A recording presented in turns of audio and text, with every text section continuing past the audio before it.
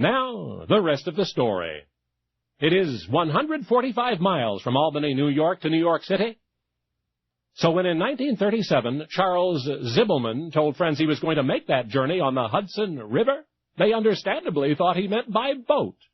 But no, Charles intended to swim. And indeed, on August 23 at 6 o'clock in the evening, Charles slipped into the water at Albany. Even if all went well, he would not emerge for 6 days.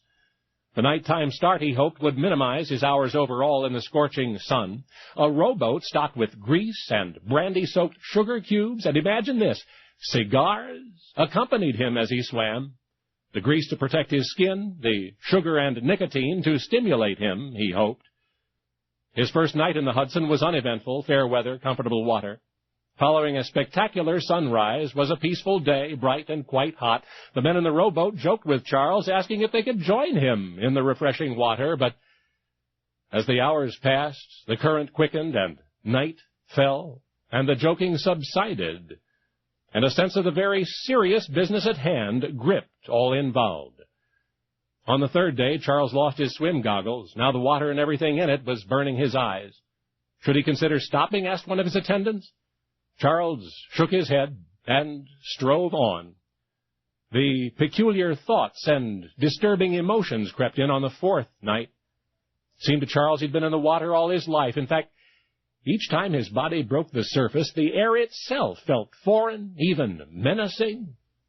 Of course, much of the matter was physical, the aching muscles, the indescribable fatigue.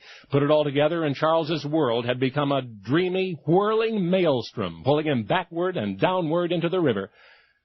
But Charles would resist and take a moment to rest and resume his journey.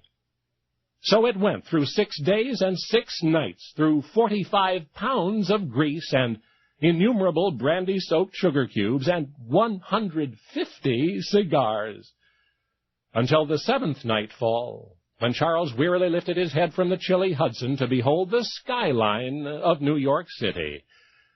1,000 well-wishers were waiting at the George Washington Bridge, cheering as Charles swam by. At exactly 9 p.m. he pulled himself from the relentless current, bearded now, and 26 pounds lighter. He had been in the water 148 consecutive hours. Then someone cried out, announcing Charles had set a record for distance and endurance. And the cheers of the crowd rose up in a single shout. But even amid the excitement of his extraordinary accomplishment, Charles could feel the beckoning of other waters and other challenges. And some of his athletic achievements remain unequaled to this day. And by the way, when he swam the Hudson in 1937, he, Charles Zibelman, was 44 years old. And something else. As a result of a streetcar accident when he was 9, Charles Zibelman had no legs. At the time, everyone grieved that only challenges lay ahead, which was so. Only now you know the rest of the story.